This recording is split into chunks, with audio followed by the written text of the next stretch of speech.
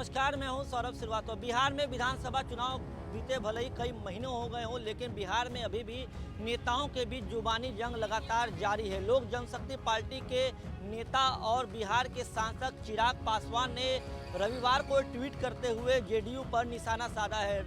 चिराग पासवान ने ट्वीट में लिखा है कि मां का स्थान रखने वाली पार्टी को महज एक कुर्सी के लिए दलित विरोधी जेडीयू के हाथ बेचने की साजिश की गई। साजिश सफल नहीं होगी। चाचा और केंद्रीय मंत्री पशुपति पारस के बीच विवाद के पर चुनाव आयोग ने लोक जनशक्ति पार्टी के नाम और चुनाव चिन्ह पर रोक लगा दी है। तो लगातार जिस तरीके से चाचा और भतीजे में एक लड़ाई देखने को मिल रही थी पशुपति पारस और चिराग पासवान के बीच, अब उसको लेकर के चिराग पासवान ने लोक जनशक्ति पार्टी के नेता चिराग पासवान ने जेडीयू पर निशाना साधा है। चिराग पासवान ने एक और ट्वीट करते हुए लिखा है कि चुनाव आयोग का आज का यह फैसला उनसे सवाल की तरह है जिन्होंने गरीबों की लड़ाई लड़ रहे लोजपा की पहचान मिटाने की कोशिश की है।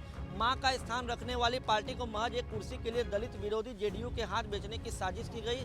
साजिश सफल नहीं होगी। लोजपा का ध्वज शान से लहराएगा। तो लगातार जिस तरीके से विवाद चल रहा था लोक जनशक्ति पार्टी को लेकर के, पशुपति पारस ये कह रहे थे कि ज़्यादा समर्थक उनके पास हैं और उसके बाद कई दिनों तक ये विवाद चला, जिसके बाद लगातार चिराग पासवान प्रधानमंत्री नरेंद्र मोदी से ये उम्मीद लगाए बैठे थे। वो कहते थे कि मैं प्रधानमंत्री नरेंद्र मोदी का हनुमान हूं और एक दिन मेरे राम जरूर सुनेंगे। लेकिन जब विवाद हुआ उसके बाद जब केंद्रीय मंत्रिमंडल का विस्तार हुआ तो चिराग पासवान के चाचा यानी पशुपति पारस को केंद्रीय मंत्री बना दिया गया, जिसके बाद ये तस्वीरें साफ हो गई कि भले ही चिराग पासवान नरेंद्र मोदी से उम्मीद लगाए बैठे थे, लेकिन केंद्र जो है पशुपति पारस का साथ दिया और उन्हें जो है मंत्री बनाया गया।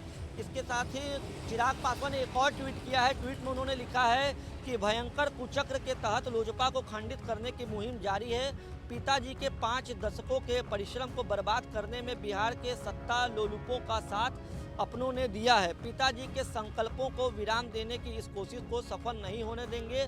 साथियों और समर्थक से वादा है कि जीत लोजपा की होगी।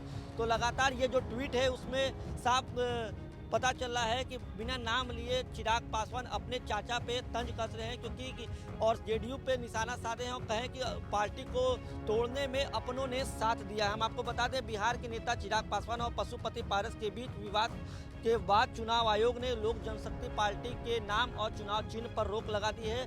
इस महीने बिहार में 2 सीटों पर उपचुनाव होने हैं। ये जो सीट है इसमें 30 अक्टूबर को कुशेश्वर स्थान और तारापुर में उपचुनाव है। चुनाव आयोग ने कहा है कि यह स्थिति तब तक बनी रहेगी जब तक यह पता नहीं चल जाता कि पार्टी के ज़्यादा समर्थक किसके पास हैं, यानी चिराग पासवान के पास हैं या पशुपति पारस के पास। तो फिलहाल लोजपा को लेकर के लगातार ये स्थिति बनी हुई है कि चिराग पासवान ये कोशिश कर रहे हैं कि उनके पास सारे अधिकार रहें, लेकिन अभी चुनाव आयोग ने फिलहाल में रोक लगा दी है लोजपा के नाम को इस्तेमाल करने पर और चुनाव चिन्ह को इस्तेमाल करने पर।